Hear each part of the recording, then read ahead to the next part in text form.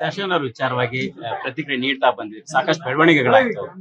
ನೀವು police station ಮೆಟ್ಲೇರುವಂತದ್ದು ಅವರ ಅಭಿಮಾನಿಗಳ ವಿಚಾರ ಈಗಾಗಿರುವಂತ ನಾನು ಏನ್ ಹೇಳ್ಬೇಕೆಲ್ಲ ಹೇಳ್ಬಿಡಿದೀನಿ ಮಾಲ್ತೇಶ್. ಏನ್ ಹೇಳೋದು ನಿಮ್ಗೆ ಅದೊಂದು ನಂಗೆ ತುಂಬಾ ಖುಷಿ. ಯಾಕಂದ್ರೆ ಇದೆಲ್ಲ ಆದ್ಮೇಲೆ ಕಾಮೆಂಟ್ ಸೆಕ್ಷನ್ ಸ್ವಚ್ಛ ಭಾರತ್ ಅಂತಾನೆ ಹೇಳ್ಬೋದು. There are no bad comments and ಹೆಣ್ಮಕ್ಳಿಗೆ ಸ್ವಲ್ಪ ಧೈರ್ಯ ಬಂದಿದೆ ಅಂಡ್ ಅವ್ರಿಗೆ ಟ್ರೋಲಿಂಗ್ ಎಲ್ಲ ಕಡಿಮೆ ಆಗಿದೆ. ಸೊ ಹಾಗಾಗಿ ಐ ಫೀಲ್ ಲೈಕ್ ಎಲ್ಲೋ ಒಂದ್ ಕಡೆ ಒಂದ್ ಒಳ್ಳೇದಾಯ್ತು ಅಂತ. And on the other side I think police commissioner ಹತ್ರ ಮಾತಾಡಿದ್ರೆ ಇನ್ನೂ ಅರೆಸ್ಟ್ ಗಳಾಗ್ತಾ ಇದೆ. ಎಷ್ಟೋ ಜನ ಅವರು ಫೋನ್ ಸ್ವಿಚ್ ಆಫ್ ಮಾಡ್ಕೊಂಡು ಮನೆ ಬಿಟ್ಟು ಹೋಗ್ಬಿಟ್ಟಿದ್ದಾರೆ. ಸೊ ಇನ್ನೂ ಒಂದಷ್ಟು ಜನ ಅರೆಸ್ಟ್ ಆಗ್ತಾರೆ. ಇಲ್ಲಿವರೆಗೂ ಐ ಥಿಂಕ್ ಒಂದ್ 7 ಜನ ಅರೆಸ್ಟ್ ಆಗಿದ್ದಾರೆ. ಇನ್ನು ಮುಂದೆ ಇನ್ನಷ್ಟು ಜನನು ಅರೆಸ್ಟ್ ಆಗ್ತಾರೆ ಅಂತ ಹೇಳಿದ್ದಾರೆ. ಅದೇ ನಾನು ಹೇಳ್ದಂಗೆ ಅವರು ಫೋನ್ ಸ್ವಿಚ್ ಆಫ್ ಮಾಡಿ ಮನೆ ಬಿಟ್ಟು ಹೋಗಿದ್ದಾರೆ. ಸೊ ಬೆಳವಣಿಗೆ ಆಗಿದೆ. ಈಗಲೂ ಕೂಡ ಇನ್ನೂ ಒಂದಷ್ಟು ಇದೇ ರೀತಿಯಾದಂತಹ ಘಟನೆಗಳು ಆಗ್ತದೆ. ಬಟ್ ಅವ್ರಿಗೆ ಏನ್ ಸಂದೇಶವನ್ನು ಕೊಡ್ತಿದ್ದೀವಿ ಎಲ್ಲ ಆದ್ಮೇಲೆ ಫಸ್ಟ್ ನಿಮ್ ಲೈಫ್ ಅಲ್ಲಿ ಏನಾದ್ರು ಒಂದ್ ಒಳ್ಳೇದ್ ಮಾಡಿ ಅಂತ ಕಲೀರಿ, ಒಳ್ಳೆ ಬುದ್ಧಿ ಕಲೀರಿ, ಲರ್ನ್ ಟು ರೆಸ್ಪೆಕ್ಟ್ ವಿಮೆನ್. ನಿಮ್ ತಂದೆ ತಾಯಿನ ರೆಸ್ಪೆಕ್ಟ್ ಮಾಡಿ ಒಂದ್ ಒಳ್ಳೆ ಕೆಲಸ ನೋಡಿ ಬ್ಯುಸಿ ಆಗಿ ಅಂತ ನಾನು ಹೇಳಕ್ ಇಷ್ಟಪಡ್ತೀನಿ. It's the idle brain that does all the idle brain in sales workshop ಅಂತ ಹೇಳ್ತೀವಿ ಇಂಗ್ಲಿಷ್ ಅಲ್ಲಿ. ಒಂದು ಗಾದೆ ಇದೆ. ಹಾಗೆ ನಾವು ಸುಮ್ನೆ ಮನೇಲಿ ಕೂತಿರುವಾಗ ಅಥವಾ ಏನೋ ಕೆಲಸ ಎಲ್ಲ ಇಲ್ಲದೆ ಇರುವಾಗ we start to think negative thoughts. So ಆಗಿಂದ ಆಗ್ತಾ ಇದೆ. ಈಗ ತೀರ್ಪು ಬಂದಾಗ ನಿಮ್ಮ ಆಸೆ ಆಗಿತ್ತು, ತೀರ್ಪು ಬಂದಾಗ ಬೆಳವಣಿಗೆ ನೋಡಿ ಆ ಕುಟುಂಬದವರು ಅವ್ರು ಖಂಡಿತವಾಗ್ಲೂ ರೇಣುಕಾ ಸ್ವಾಮಿ ಅವ್ರ ಕುಟುಂಬಕ್ಕೆ ಎಸ್ಪೆಷಲಿ ಅವರ ಹೆಂಡತಿ ಮತ್ತೆ ಈಗ ಒಂದಷ್ಟು ತಿಂಗಳು ಹಿಂದೆ ಒಂದು ಮಗು ಕೂಡ ಆಗಿದೆ. ಸೊ ಅವ್ರಿಗೆ ನ್ಯಾಯ ಸಿಕ್ಕಿದೆ ಅಂತ ನಾನು ಅನ್ಕೋತೀನಿ. ಮೇಡಮ್ ನಿನ್ನೆ ಒಂದು ನಿಮ್ಮ ಆಡಿಯೋ ಅನ್ನುವಂಥದ್ದು ಅದು ಏನ್ ಕ್ಲಾರಿಟಿ ಆಕ್ಚುಲಿ ಅವಾಗಿಂದು ಅಂದ್ರೆ ಈಗ ಅವತ್ತು ದರ್ಶನ್ ಅವರ ವಿಚಾರವಾಗಿ ಮಾತಾಡ್ತೀರಿ, ಸ್ನೇಹದ ವಿಚಾರವಾಗಿ ಮಾತಾಡಿದ್ರಿ. ಆಕ್ಚುಲಿ ನಾನು ಏನ್ ಹೇಳಿದೆ ಅಂದ್ರೆ ಒಂದ್ ಕಡೆ ನನಗೆ ದರ್ಶನ್ ಅವ್ರ ಪರಿಚಯ ಅಲ್ವಾ, ನಾನು ಅವ್ರ ಜೊತೆ ಕೆಲಸ ಮಾಡಿದ್ದೀನಿ. ಸೊ ಅವರು ಒಂದ್ ಲೈಟ್ ಬಾಯ್ ಆಗಿ ಬಂದಿದ್ರು. ತುಂಬಾ ಚೆನ್ನಾಗಿ ಅವ್ರು ಬೆಳೆದ್ರು ನಮ್ಮ ಇಂಡಸ್ಟ್ರಿನಲ್ಲಿ. ಒಳ್ಳೊಳ್ಳೆ ಹಿಟ್ಸ್ ಕೊಟ್ಟಿದ್ದಾರೆ ಅಂಡ್ ಒಳ್ಳೆ ಹೆಸರು ಕೂಡ ಮಾಡ್ಕೊಂಡಿದ್ರು.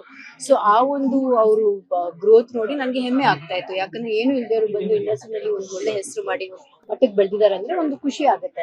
ಬಟ್ ಇವತ್ತು ನನ್ಗೆ ಈಗ ಆಗದೆ ಹೋಗಿದ್ರೆ ಇನ್ನೂ ಎಷ್ಟು ಚೆನ್ನಾಗಿರ್ಬೋದಾಗಿತ್ತು. ಆದ್ರೆ ಅವ್ರ ಜೀವನ ಹಾಳು ಮಾಡ್ಕೊಂಡ್ರು ಅಂತ ಅಲ್ಲಿಗೆ ನನ್ಗೆ ಬೇಜಾರಾಯ್ತು ಅಷ್ಟೇ.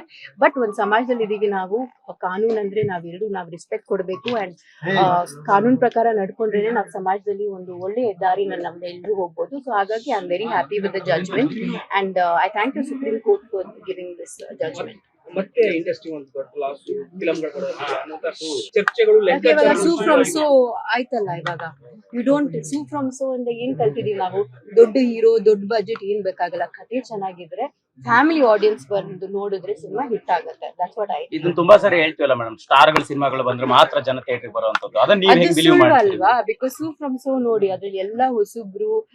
JP ತುಮರ ನಮ್ಮ ಸಿನಿಮಾದಲ್ಲೂ ಮಾಡಿದ್ದಾರೆ ಅಂಡ್ ರಾಜ್ವಿ ಶೆಟ್ಟಿ ಅವರು ಪ್ರೊಡ್ಯೂಸ್ ಮಾಡಿದಾರಲ್ಲ, 3 ಜನ ಪ್ರೊಡ್ಯೂಸ್ ಮಾಡಿದ್ದಾರೆ.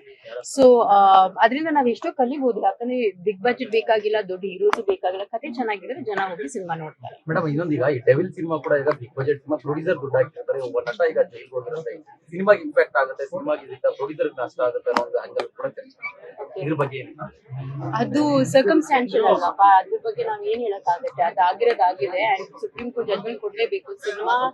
ಸಿನಿಮಾನೇ ಮುಖ್ಯ ಅಂತ ಅಲ್ಲ, ಸಮಾಜ ಬಗ್ಗೆ ನಾವ್ ಯೋಚನೆ ಮಾಡಬೇಕು.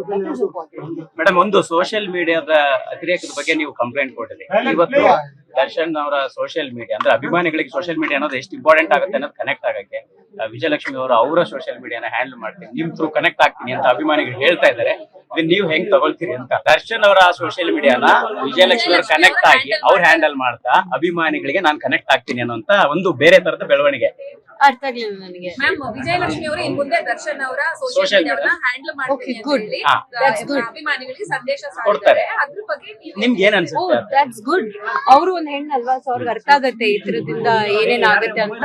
ಆತರ ಮಾಡಬಾರ್ದು ಅಂತ ಐ ಹೋಪ್ ದಟ್ ವಿಜಯಲಕ್ಷ್ಮಿ ಅವರು ದರ್ಶನ್ ಫ್ಯಾನ್ಸ್ ಅವ್ರು ಏನ ಒಳ್ಳೆ ರೀತಿಯಲ್ಲಿ ಒಳ್ಳೆ ದಾರಿನಲ್ಲಿ ಕರ್ಕೊಂಡಿದ್ದಾರೆ ಅಂತ ನಾನು I be very happy which is going to be. ಅದು ಒಳ್ಳೆ ಬೆಳವಣಿಗೆ.